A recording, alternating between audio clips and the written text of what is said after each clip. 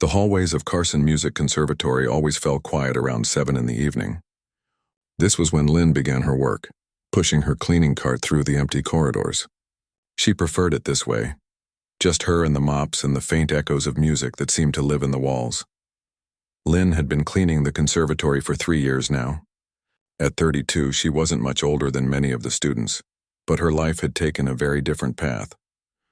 While they had spent their childhoods practicing scales and arpeggios, Lynn had been helping her grandmother sell vegetables at the market, then working at a factory and finally landing this job after moving to the city. Tonight, Lynn worked quickly, wanting to finish the first-floor practice rooms early. Room 112 was her favorite. It housed a beautiful black grand piano that gleamed under the soft lights. Sometimes, when she was sure the building was empty, Lynn would sit on the bench, not touching the keys but imagining what it would be like to play. She'd close her eyes and let the music in her head flow through her fingers. Hovering just above the ivory, Lynn never had piano lessons. Her family could barely afford food, let alone something as fancy as music education, but she listened. Every night as she cleaned, she heard the students practicing, making the same mistakes over and over until they got it right. She knew which pieces were by Chopin, those flowing, emotional ones, which were Bach, mathematical and precise, and which were Debussy, like listening to water. "You missed a spot," a voice said. Making Lynn jump, she turned to see Mr. Harper standing in the doorway. As the conservatory's director, he rarely spoke to the cleaning staff except to point out problems. He was tall and thin, with perfectly combed gray hair and clothes that probably cost more than Lynn made in a month. "Sorry, sir?" Lynn said, quickly grabbing her cloth and wiping at an invisible mark on the wall. Mr. Harper checked his watch. "The gala starts in an hour. Make sure the recital hall is spotless." "Yes, sir." Lynn nodded, keeping her eyes down. The annual spring gala was the conservatory's biggest fundraising event. Wealthy donors would arrive in fancy cars, wearing expensive clothes to hear the top students perform, and then write checks to support the school. Lynn had been told to stay out of sight during these events, cleaning only the areas where guests wouldn't go.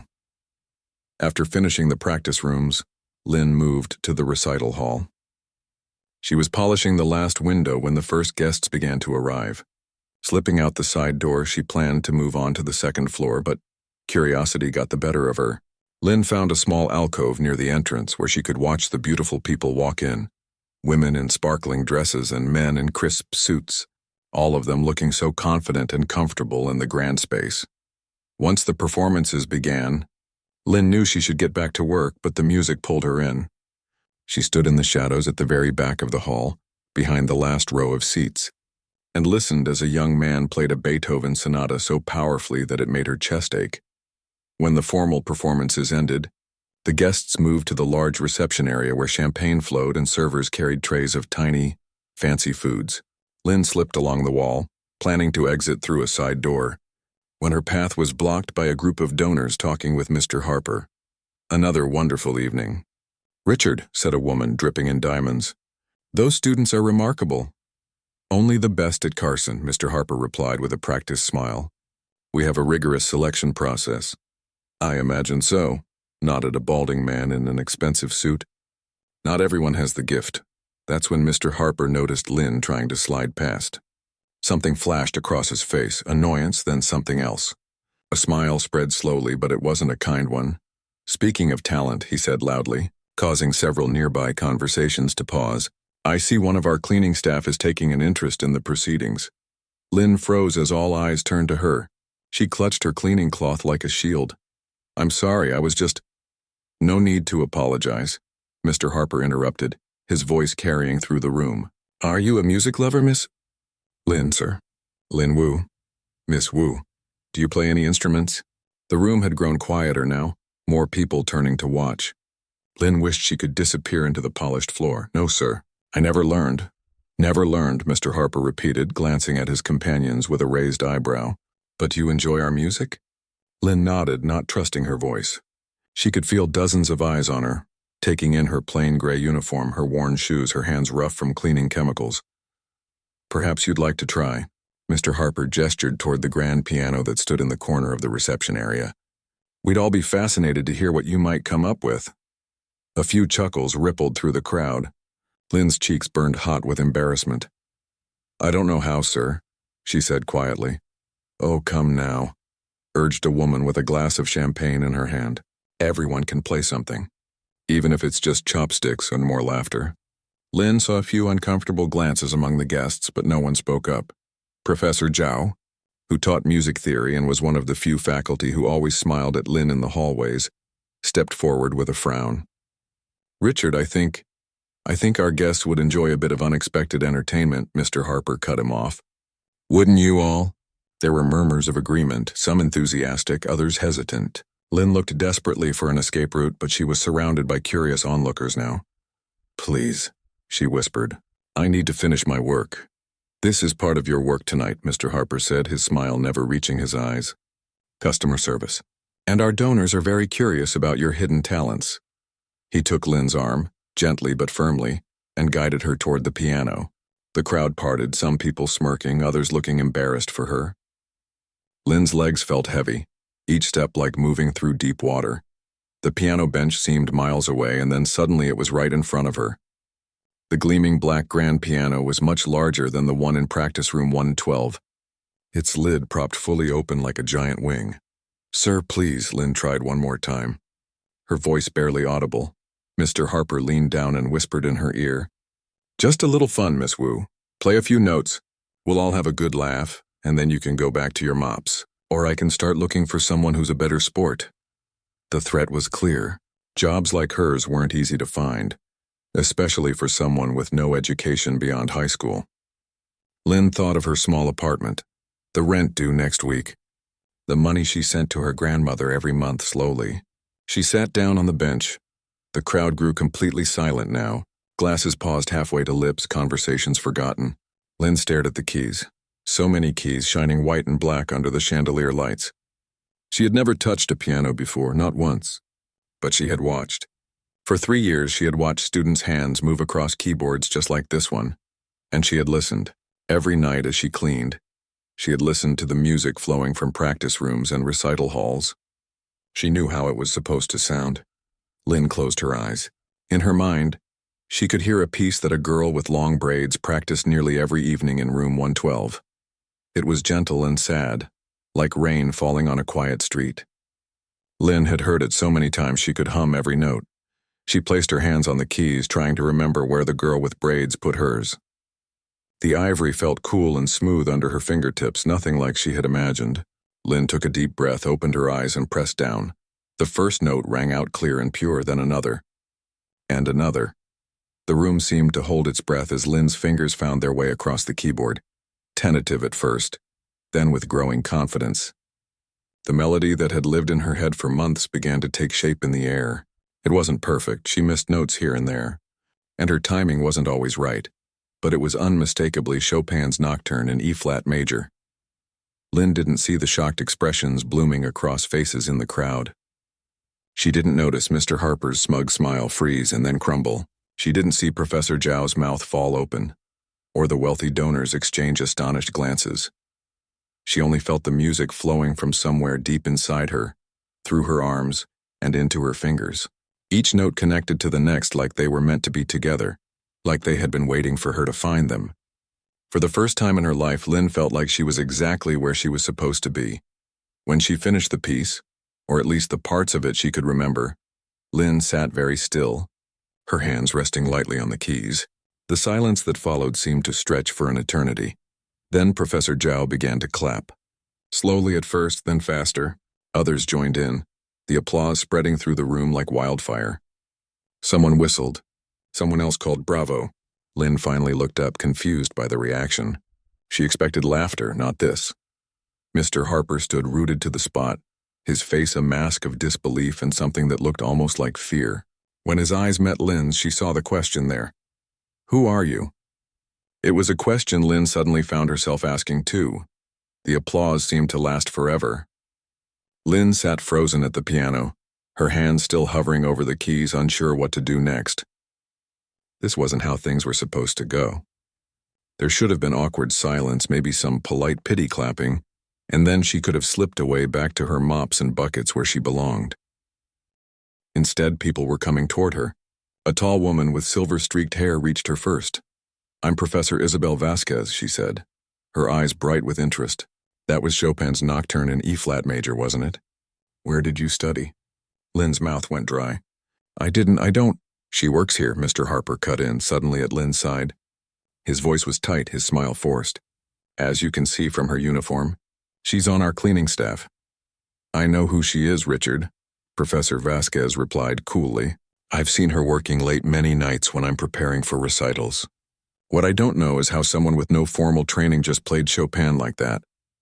More people gathered around now, donors with curious faces, students looking both impressed and confused. Lynn wished she could disappear. She wasn't used to being the center of attention. Her job was to be invisible, to clean rooms after everyone had gone. "I just listen," Lynn said quietly, looking down at her hands. They were still trembling slightly. "When I clean the practice rooms, I hear the students play." Over and over, a murmur went through the crowd. Professor Zhao, who had been the first to applaud, pushed his way forward. "You learned by ear? Just from hearing students practice?" he asked. Lynn nodded. 3 years. I clean the same rooms every night. Some students practice the same pieces for months. But your fingering, your timing." Professor Vasquez shook her head in amazement. "Those aren't things you can just pick up by listening." "I watch sometimes," Lynn admitted. "Through the windows and the doors. I can see their hands." Mr. Harper cleared his throat loudly. "Well, this has been a charming interlude, but I believe our guests would like to return to their conversations. Miss Wu, I'm sure you have duties to attend to." Lynn started to rise from the bench, relieved at the chance to escape, but Professor Vasquez placed a gentle hand on her shoulder. "Play something else," she said. It wasn't a request. Lynn hesitated, looking up at the professor's face. There was no mockery there, only genuine curiosity and something else, a kind of hunger, as if she had discovered a rare treasure and couldn't bear to let it go. "I don't know many pieces all the way through," Lynn said. "Just parts that I hear the most." "Play what you know," Professor Zhao encouraged. Lynn took a deep breath and placed her hands on the keys again. This time she chose a piece that a serious-looking boy practiced every Tuesday and Thursday. It was faster, more complicated. Lynn closed her eyes, trying to remember the patterns his fingers made. The music that came was Bach, a section from his Italian concerto. Her tempo was uneven, and she stumbled over some of the trickier passages, but the essence of the piece was unmistakable. When she stopped after playing about half of the first movement, there was silence, then more applause, even louder than before. "Extraordinary," someone whispered. "Is she faking it?" a young man in the back asked, loud enough for everyone to hear. "Play something else," called another voice. "Something different." Lynn looked helplessly at Professor Vasquez, who nodded encouragingly. "Whatever comes to mind," she said quietly. Lynn thought for a moment, then began a gentle, rippling piece that one of the graduate students often played late at night when the building was nearly empty. Debussy's Clair de Lune. Lynn didn't know the name, but she knew how it should sound, like moonlight on water. As she played, she grew more confident, losing herself in the music. Her fingers found their way across the keys as if they had always known where to go. When she finished, there wasn't just applause this time, but exclamations of surprise and delight. "That settles it," Professor Vasquez said, turning to Mr. Harper. "This woman has a gift, a remarkable gift." Mr. Harper's face had gone from surprise to disbelief to something approaching alarm. "Isabel, please." She happened to memorize a few pieces after hearing them repeatedly. "It's a parlor trick, not talent. I've been teaching piano for 30 years, Professor Vasquez replied sharply. "I know talent when I hear it. This is beyond memorization. Her interpretation, her touch, you can't learn that just by listening." A heavy-set man in an expensive suit stepped forward. Lynn recognized him as Mr. Blackwood, one of the conservatory's biggest donors. "I'd say we've all witnessed something quite special tonight," he said, looking at Lynn with newfound respect. "Richard, you introduced this young lady as part of the cleaning staff, but perhaps she belongs in a practice room instead." Mr. Harper's smile had become so tight it looked painful. "Well, that's a lovely thought, Thomas, but our admission process is quite rigorous. We have standards, waiting lists, audition requirements, all of which can be waived in exceptional circumstances." Professor Zhao cut in. "The board has that authority." Lynn's heart was pounding so hard she thought everyone must hear it. She finally found her voice. "Please, I don't want to cause trouble." I need my job. I was just doing what Mr. Harper asked. And you did it beautifully, Professor Vasquez said warmly. She turned to the crowd. Ladies and gentlemen, I believe we've just witnessed the discovery of a rare natural talent. One that deserves to be nurtured, not wasted on mops and buckets. No offense, she added to Lynn. None taken, Lynn murmured, still bewildered by how quickly her life seemed to be changing. Mr. Blackwood nodded thoughtfully. I wonder. Would the board consider a special scholarship? I might be persuaded to fund it myself. Mr. Harper's face went pale. Thomas, that's extraordinarily generous, but perhaps we should discuss this privately, after we've had a chance to properly evaluate. I don't need evaluation, Mr. Blackwood interrupted. I have ears. He turned to Lynn.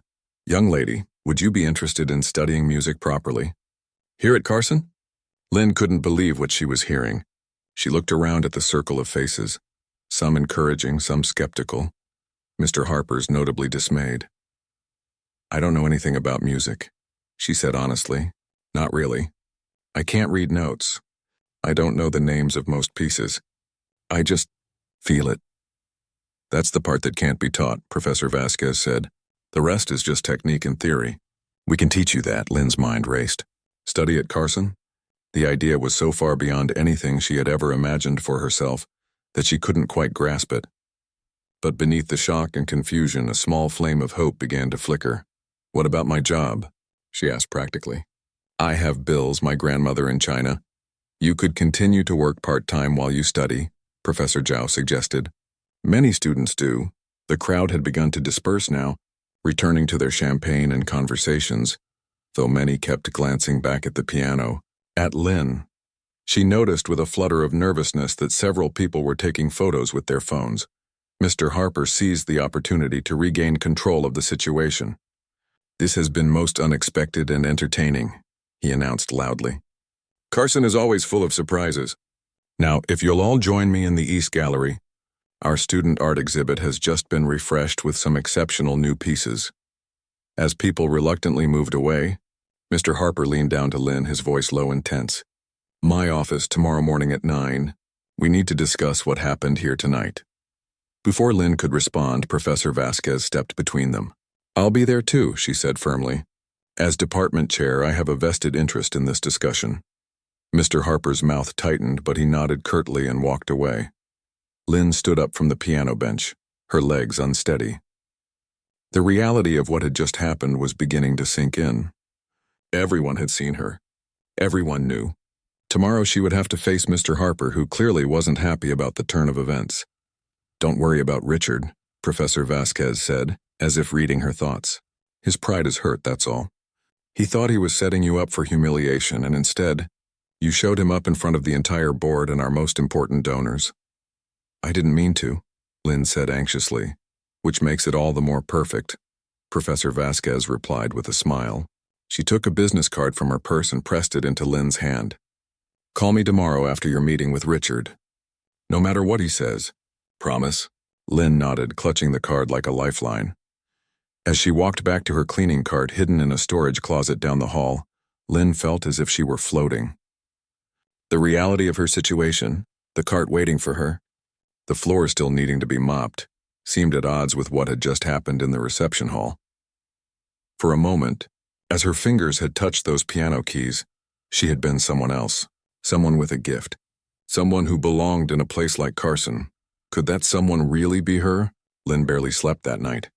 She kept replaying the events of the evening in her mind, the feel of the piano keys beneath her fingers, the shocked faces in the crowd, Mr. Harper's tight smile, Professor Vasquez's business card now sitting on her nightstand. By the time her alarm went off at 6, she had been awake for hours, staring at the ceiling of her tiny apartment. She made herself tea and sat by the window, watching the city wake up. For 3 years, her life had followed the same quiet pattern. Work, home, sleep, send money to grandmother, repeat. Simple and predictable. Now everything felt like it was balancing on a knife's edge. Lynn arrived at Carson Conservatory earlier than usual. The building was quiet, with just a few early morning practice sessions underway. She changed into her gray uniform in the small staff locker room, then wandered the empty hallways, eventually finding herself outside practice room 112. The black grand piano sat in the center of the room, its lid closed. Lynn glanced around to make sure no one was watching, then slipped inside and gently shut the door behind her. She approached the piano carefully as if it might disappear if she moved too quickly. This time, when she sat on the bench, she didn't hesitate. Her hands found the keys and began to play the Chopin piece from last night. Without an audience, she felt freer, letting her fingers explore the keyboard. When she made mistakes, and there were many, she simply kept going, feeling her way through the music. "You're playing it too fast in the middle section," a voice said from the doorway. Lynn's hands froze on the keys as she looked up to see Professor Vasquez leaning against the door frame, arms crossed, a small smile on her face. "I'm sorry," Lynn said automatically, starting to stand. "I shouldn't be in here." "Sit," Professor Vasquez said, walking into the room. "Play it again. But this time, think of the middle section as a quiet conversation, not a speech." Lynn hesitated, then placed her hands back on the keys. She began again, more tentatively this time, aware of the professor's critical ear. When she reached the middle section, she tried to slow down, to make the notes speak to each other rather than just flow out. "Better," Professor Vasquez nodded when Lynn finished. "Your instincts are good, but you need technique to support them." She checked her watch. "It's nearly 9. We should head to Richard's office." Lynn's stomach tightened with anxiety. "Do you think he'll fire me?" "He wouldn't dare," Professor Vasquez said with surprising firmness. "Not after last night. Half the donors at that gala were talking about you when they left. You're the most interesting thing to happen at Carson in years." They walked together to the administrative wing, where Mr. Harper's assistant, a thin young man with round glasses, showed them into the director's office without a word. Mr. Harper sat behind an imposing desk, looking as if he hadn't slept much either. 2 other people were already in the room. Professor Zhao and a woman Lynn didn't recognize, dressed in an expensive-looking blue suit. "Miss Wu, thank you for coming," Mr. Harper said formally. "I believe you know Professor Zhao, and this is Dr. Natalie Chen, our head of admissions." Lynn nodded nervously to each of them, then perched on the edge of one of the chairs facing the desk. Professor Vasquez sat beside her, radiating calm confidence. "I'll get straight to the point," Mr. Harper continued. "Last night's performance has created a rather unusual situation. Mr. Blackwood has indeed offered to fund a special scholarship, and several other board members have expressed interest as well." He paused, straightening a pen on his desk. "However, Carson has standards. Rigorous standards. We can't simply admit someone based on one evening's entertainment, regardless of how surprising it might have been." "What Richard means," Professor Vasquez cut in, "is that he's worried about how it will look if the woman he tried to humiliate publicly turns out to be more talented than half the students we admit through regular channels." Mr. Harper's face flushed red. "That is not what I said, Isabel." "It's what you meant," she replied calmly. Dr. Chen cleared her throat. "Perhaps we could focus on finding a solution that works for everyone," she suggested diplomatically. "Miss Wu clearly has natural ability but also lacks formal training. That presents both an opportunity and a challenge for our institution." Professor Zhao nodded. "I propose a conditional admission, a probationary period of 1 semester, during which Miss Wu would take foundational courses in theory and technique, while continuing her employment part-time. At the end of the semester, we evaluate her progress and decide whether to offer her the full scholarship."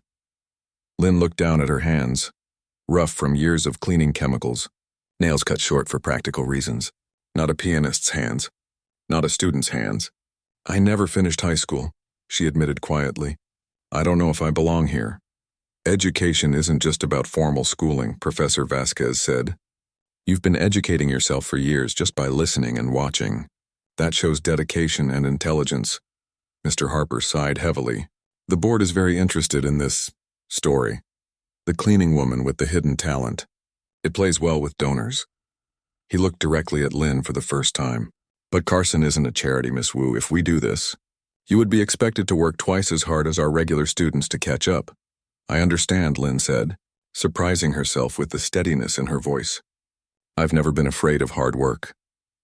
A ghost of a smile flickered across Professor Zhao's face. "That much is clear from your employment record. Your supervisors say you're the most reliable member of the cleaning staff." "There's one more thing," Dr. Chen added. We'd need to assess your current skill level more formally. An audition of sorts with the full music faculty present. Lynn's heart sank. Playing alone in practice room 112 or even at the gala when she had nothing to lose was one thing. Playing for a room full of music professors who would judge every note was entirely different.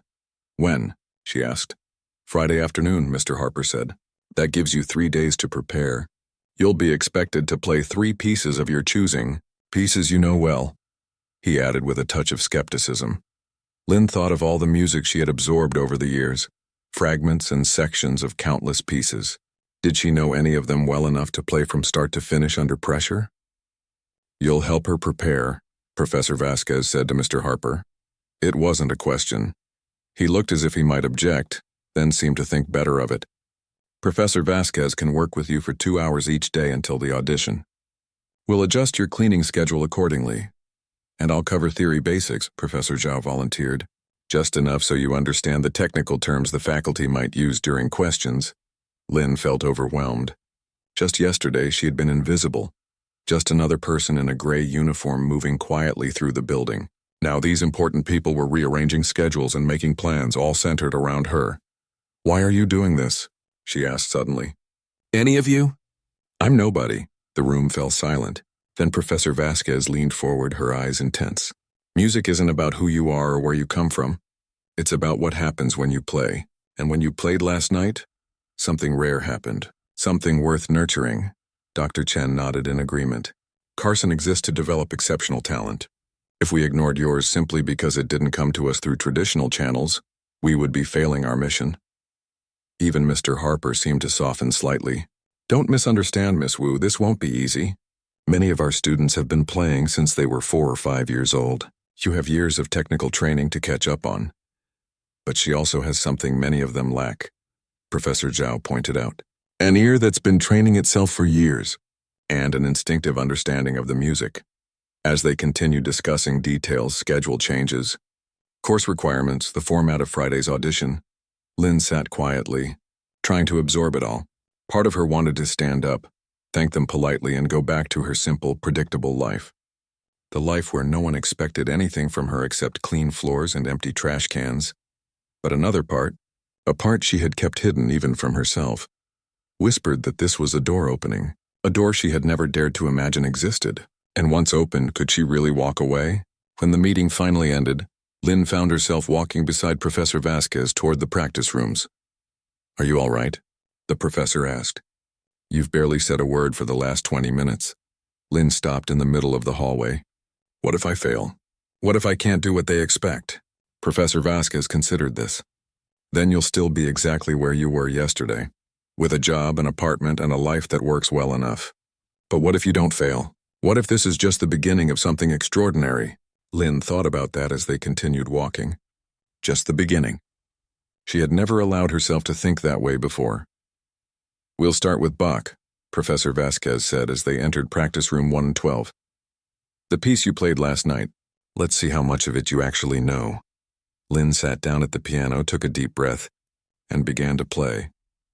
The next 3 days passed in a blur of piano keys, aching fingers, and more information than Lynn thought her brain could possibly hold. Each morning, she met with Professor Zhao for a crash course in music theory. Notes, scales, time signatures, and dozens of Italian terms that described how music should be played. Each afternoon, she spent 2 hours with Professor Vasquez at the piano, repeating sections of her chosen pieces until her hands cramped. Again, Professor Vasquez would say, tapping a finger on the music stand where she had placed the sheet music Lynn couldn't yet read. Listen to the difference. Professor Vasquez would play a passage, her fingers dancing effortlessly across the keys. Then Lynn would try to copy it, focusing on the subtle differences in timing and pressure. Sometimes she got it right, and Professor Vasquez would nod with approval. More often, she would shake her head and demonstrate again. It's not just about playing the right notes, she explained patiently. It's about how you play them, the feeling behind them. By Wednesday evening, Lynn's head was spinning with information and her hands ached in ways she had never experienced before. After her lesson, she still had to clean half of the second floor. Mr. Harper had reduced her workload but not eliminated it. As she mopped the hallway outside the theory classrooms, a group of students walked by, whispering and glancing in her direction. Word had spread quickly throughout the conservatory about the cleaning woman who could play piano. Some students were curious, others skeptical, and a few openly hostile to the idea of someone like her receiving special treatment. Lynn kept her head down and focused on her mop. "Hey," one of the students called out. "Are you the one everyone's talking about? The janitor who plays Chopin?" Lynn looked up to see a young woman with short dark hair watching her with curious eyes. Two other students stood behind her, looking uncomfortable. "I'm a cleaner, not a janitor," Lynn replied quietly. "And I don't really play." "Not like you all do." The young woman stepped closer. "I'm Gabriella. First-year piano performance." She held out her hand. Lynn hesitated, then wiped her hand on her uniform before shaking Gabriella's. "Lynn." "I heard about what happened at the gala," Gabriella said. "Some people are saying it was a setup, that you've actually been training for years." "It wasn't a setup," Lynn said, feeling heat rise to her cheeks. "I've never had lessons. I just listen a lot." One of the other students, a tall boy with glasses, snorted. "That's impossible. No one learns to play Chopin just by listening." "Leave her alone, David," Gabriella said sharply. "We're all curious, that's all." She turned back to Lynn. "Is it true you're auditioning on Friday? In front of the whole faculty?" Lynn nodded, her stomach tightening at the thought. "What are you playing?" David asked, skepticism clear in his voice. "Bach's Italian Concerto, first movement. Chopin's Nocturne in E-flat, and—" Lynn hesitated. The third piece had been her own choice, something Professor Vasquez had been uncertain about. "And?" Gabriella prompted. "Debussy. Claire de Lune," David laughed. "Claire de Lune? That's a second-year piece, at least." "The technical requirements alone—" "I said leave it, David," Gabriella interrupted. She gave Lynn a small smile. "Good luck on Friday. I hope you do well, really." As they walked away, Lynn could hear David still protesting. "Come on, you know it's crazy, right? They're just doing this for publicity. She'll crash and burn on Friday and everything will go back to normal." His words echoed in Lynn's mind as she finished her cleaning shift and headed home. Crash and burn. Maybe he was right. Maybe this whole thing was a mistake, a brief detour before she returned to her regular life. When she arrived at her apartment, Lynn found a package leaning against her door. Inside was a small digital recorder with a note from Professor Vasquez. "To help you practice at home. I've recorded each of your pieces so you can hear them whenever you want. Rest your hands tonight, but listen carefully." Lynn made herself a simple dinner of rice and vegetables, then sat on her bed with the recorder. She closed her eyes and listened to the Bach piece first. Professor Vasquez's playing was precise and confident, each note exactly where it should be. Lynn tried to picture the keyboard in her mind, imagining her fingers following the same path. Next came the Chopin, the piece that had started everything. The flowing melody made Lynn think of rain on a quiet street, just as it had the first time she'd heard it. Finally, Claire de Lune, with its delicate beginning that built to something both powerful and gentle at the same time. Lynn played each recording several times, until the music filled her small apartment and her mind. When she finally fell asleep, she dreamed of pianos with keys that changed color as she touched them. Thursday's lessons were more intense than ever. Professor Zhao quizzed her relentlessly on terms and notation, while Professor Vasquez pushed her harder on technique. "Your audition is tomorrow," she reminded Lynn. "The faculty will be looking for any excuse to say this experiment isn't working. Don't give them one." By the end of the day, Lynn's confidence was shaken. There was so much she didn't know, so many ways she could fail. As she gathered her cleaning supplies, she noticed Mr. Harper watching her from his office doorway. "Miss Wu," he called. "A moment, please." Lynn followed him into his office, her heart pounding. Was he going to cancel the audition? Tell her this had all been a mistake? Mr. Harper sat behind his desk and gestured for her to take a seat. "How are the preparations going?" he asked, his tone neutral. "I'm trying my best, sir," Lynn answered honestly. "Yes, Professor Vasquez has mentioned your dedication." He tapped his fingers on the desk. "You understand that tomorrow is not just an evaluation of your abilities. It's also a test of this conservatory's values. Some faculty members believe that talent can only be developed through years of formal training. Others are more flexible in their thinking." Lynn wasn't sure how to respond, so she simply nodded. "I will be blunt, Miss Wu. I did not expect your performance at the gala to be what it was. I had a very different outcome in mind." "You wanted to embarrass me." Lynn said quietly, surprising herself with her boldness. Mr. Harper had the grace to look slightly uncomfortable. I wanted to maintain the distinction between staff and students, the boundaries that keep this institution functioning smoothly. He leaned forward. But what's done is done. Now we have donors excited about a story of hidden talent discovered in our midst. The question is whether that story ends tomorrow with a polite but firm acknowledgement that you need years of basic training before you could be considered for admission, or whether it continues as a more inspirational narrative. Lynn frowned, trying to understand what he was saying. Sir, play it safe tomorrow, Miss Wu. Stick to simple pieces you can manage without mistakes. Show potential, but don't overreach. His eyes were hard. Claire de Lune is beyond your capabilities. Choose something else. Lynn felt a cold weight settle in her stomach. Mr. Harper was suggesting she deliberately underperform, play well enough to save face, but not so well that she would actually be admitted as a student. Thank you for your advice, sir, she said carefully. I'll consider it. See that you do. He turned his attention to some papers on his desk, dismissing her. Lynn walked out of his office with her mind racing. She had been naive to think Mr. Harper had accepted the situation. He still wanted her to fail, just not in a way that would embarrass him or the conservatory. When she arrived home that night, Lynn found another package at her door. This one contained a simple black dress and a pair of low-heeled shoes, with a note from Professor Vasquez. For tomorrow. Your playing should be the focus, not your uniform. Lynn held the dress against herself, looking in the mirror. The woman who looked back seemed like a stranger. Not quite the cleaner in the gray uniform, but not quite a pianist either. Someone in between. Someone becoming.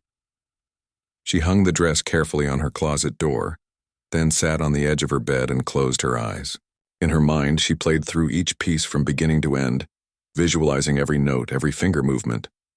When she reached Claire de Lune, she hesitated, remembering Mr. Harper's warning. Play it safe. Don't overreach. But then she thought of Professor Vasquez telling her that music wasn't about who you are or where you come from, but about what happens when you play. And when Lynn played, really played, losing herself in the music, something happened that felt like flying. She fell asleep with the music still playing in her head, her decision made. Friday dawned clear and cool. Lynn woke early, her stomach tight with nerves. She made tea and stood by her window, watching the city come to life as she had so many mornings before. But today was different. Today might change everything. She put on the black dress and shoes, surprised at how different they made her feel. She brushed her hair and pulled it back into a simple ponytail, then took a deep breath and looked at herself one more time in the mirror. Just play, she whispered to her reflection. Just play like you do when no one is listening. The walk to Carson seemed both too long and too short. Before she knew it, Lynn was standing outside the recital hall where her audition would take place. Through the doors, she could see faculty members taking their seats, clipboards and evaluation forms in hand. Professor Vasquez caught her eye and gave her an encouraging nod. It was time. The recital hall felt much larger than Lynn remembered. From the stage, the rows of seats seemed to stretch back forever, though only the first few were filled with faculty members. Mr. Harper sat in the center of the front row, his expression unreadable. Professor Vasquez and Professor Zhao sat to his left, while Dr. Chen and about 15 other professors filled the nearby seats, each holding a clipboard. Lynn stood at the edge of the stage, her hands cold despite the warm room. The black dress felt strange after years of wearing her gray uniform in this building. Several of the professors were whispering to each other, glancing at her with undisguised curiosity. Dr. Chen stood and addressed the faculty. As you all know, this is an unusual situation. Miss Lin Wu has been employed as part of our cleaning staff for 3 years and has no formal musical training. However, circumstances have brought her remarkable ear and natural ability to our attention. Today's audition will determine whether she qualifies for the special scholarship that has been proposed. She turned to Lin with a small smile.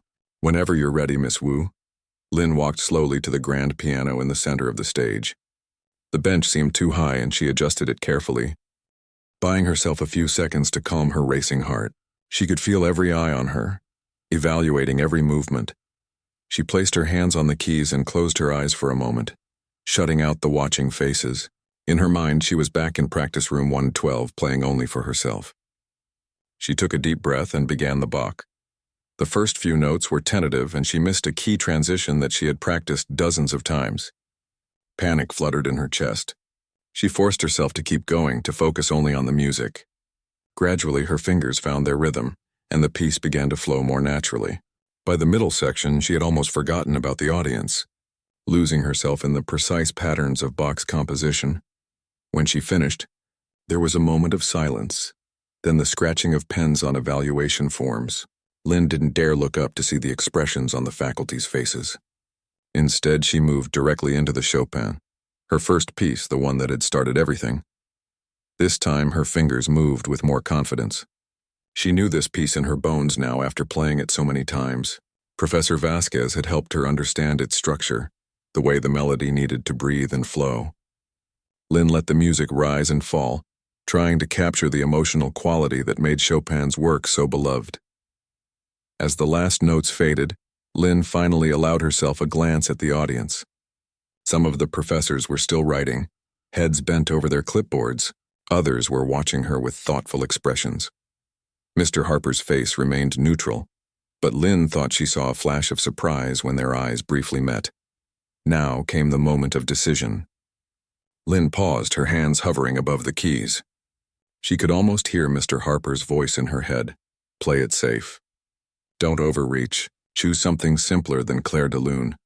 But then she remembered the feeling she'd had that first night at the gala, when music had flowed through her like a river finding its natural path. She hadn't been playing it safe then. She had simply been playing. Lynn's hands settled on the keys and she began the delicate opening notes of Debussy's masterpiece. The piece started gently, like moonlight first appearing on a dark lake. Lynn focused on creating the right atmosphere, the dreamlike quality that made this music so special. As she moved into the more complex middle section, her lack of training became more apparent. Her fingers stumbled over some of the trickier passages, and she had to simplify a few of the more challenging runs. But instead of panicking, Lynn leaned into the emotion of the piece, letting the beauty of the melody carry her through the technical challenges. By the time she reached the climax, with its rolling chords and powerful dynamics, Lynn had forgotten about the faculty, about Mr. Harper, about everything except the music itself. Her whole body moved with the swelling phrases, no longer stiff with nervousness but flowing with the rhythm. The final section returned to the gentle theme from the beginning, now transformed by everything that had come before. Lynn played the closing notes with a delicate touch, letting them hang in the air before slowly lifting her hands from the keyboard. Complete silence filled the recital hall. Lynn sat very still, her eyes on the piano keys, afraid to look up and see disappointment on the professors' faces. She had taken a risk with the Debussy and she wasn't sure if it had paid off. "Thank you, Miss Wu." Dr. Chen's voice finally broke the silence. "If you wouldn't mind waiting outside while we discuss?" Lynn nodded and stood, her legs shaky beneath her. As she walked off the stage, she caught Professor Vasquez's eye. The older woman gave her a subtle nod, but Lynn couldn't tell if it was encouragement or consolation. The hallway outside the recital hall was empty and quiet. Lynn paced back and forth, replaying each piece in her mind, focusing on every mistake, every fumbled passage.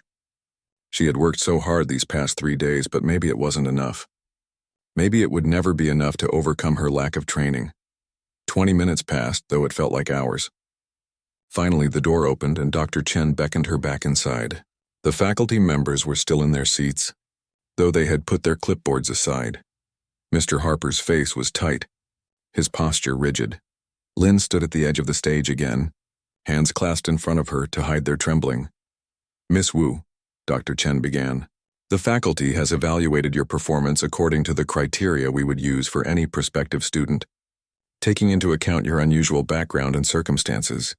Lynn held her breath, preparing herself for rejection.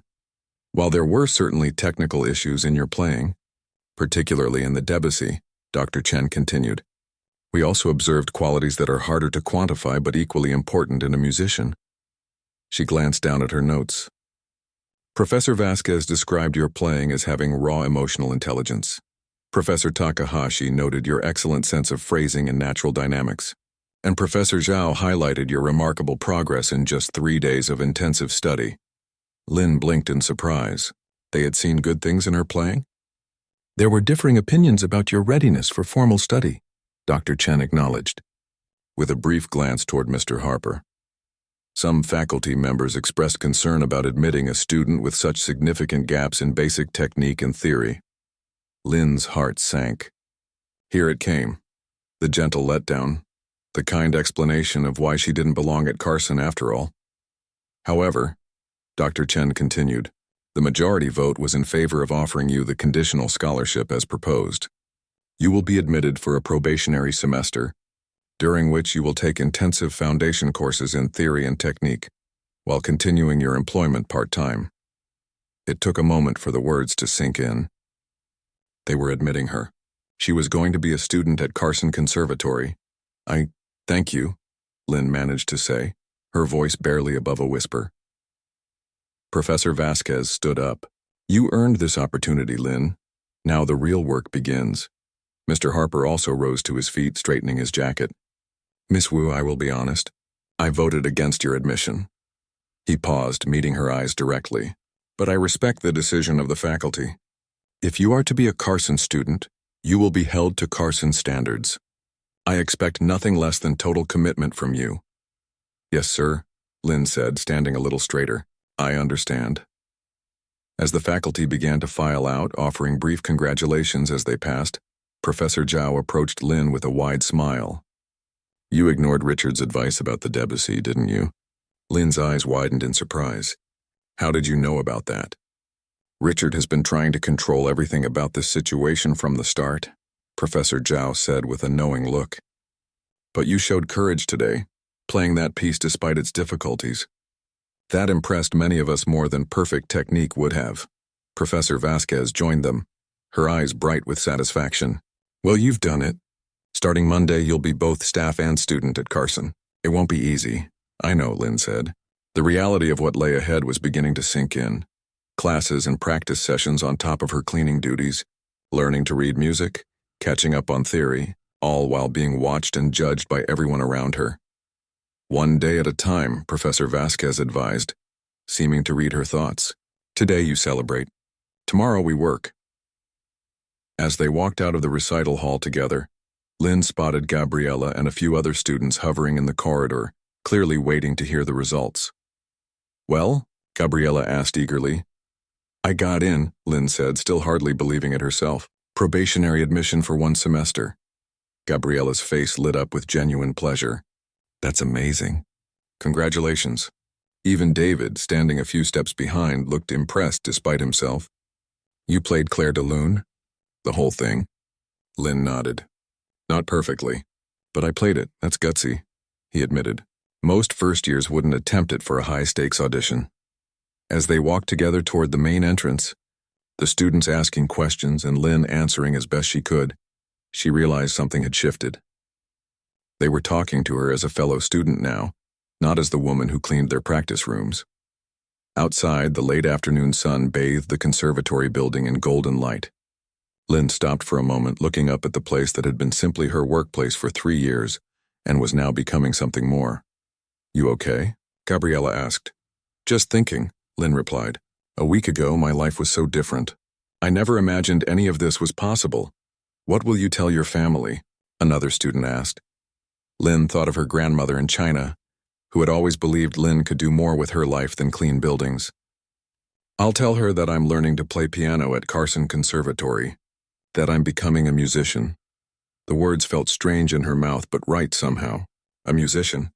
Not yet, perhaps, but someday. As the students dispersed, Lynn remained on the steps, watching the sunset paint the sky in shades of pink and gold. Tomorrow would bring new challenges, theory books to study, techniques to master, skeptics to prove wrong. The path ahead would be difficult, full of hard work and moments of doubt, but today, in this moment, Lynn allowed herself to feel something unfamiliar. Pride. Not just in being admitted to Carson, but in having the courage to play when everyone expected her to fail. In daring to reach for something that had seemed impossibly out of reach.